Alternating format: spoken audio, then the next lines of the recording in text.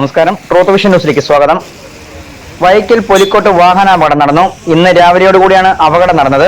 പോത്തൻകോട് നിന്നും കോട്ടയത്തേക്ക് പോവുകയായിരുന്ന ടൂറിസ്റ്റ് ബസും തിരുവനന്തപുരം ഭാഗത്തേക്ക് പോവുകയായിരുന്ന KSRTC വോൾവോ ബസും തമ്മിൽ കൂട്ടിയിടിക്കുകയായിരുന്നു. സംഭവം നമ്മളിവിടെ വന്ന വഴിക്ക് ഓവർടേക്ക് ചെയ്ത് ആന വണ്ടി ഓവർടേക്ക് ചെയ്ത് കയറി വന്നിരിക്കുന്നത്. നമ്മൾ ചവിട്ടി നിർത്തിയ വണ്ടിയാ, ചവിട്ടി നിർത്തിയ വണ്ടികൾ തിരിച്ചു നമ്മളെ തിരുവനന്തപുരത്ത് നിന്ന് പോത്തം കൂടെ ഓളയിൽ നിന്ന് വരുന്ന ട്രിപ്പായിരുന്നു. അവിടെ നിന്ന് ഓടി വന്ന വണ്ടിയിൽ ഇവിടെ വന്ന് ചവിട്ടി മഴയുണ്ടായിരുന്നു, ചാറ്റ മഴയുണ്ടായിരുന്നു. പുള്ളി വന്ന് നേരിട്ട് മൂന്നാമത്തെ വണ്ടി തട്ടിയിട്ട് നമ്മളെല്ലാം തിരിച്ചങ്ങനെ പോയത്.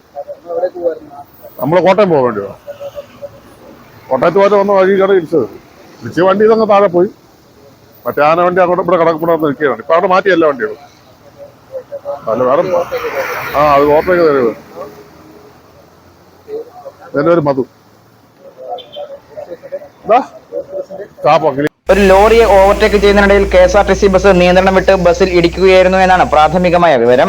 തുടർന്ന് KSRTC ബസ് നിയന്ത്രണം വിട്ട് തോട്ടിലേക്ക് മറിയുകയായിരുന്നു. അപകടത്തിൽ പരിക്കേറ്റ ആളുകളെ തൊട്ടടുത്ത സ്വകാര്യ ആശുപത്രിയിൽ പ്രവേശിപ്പിച്ചു. യാത്രക്കാർക്കാർക്കും ഗുരുതരമായ പരിക്കുകളൊന്നുമില്ല.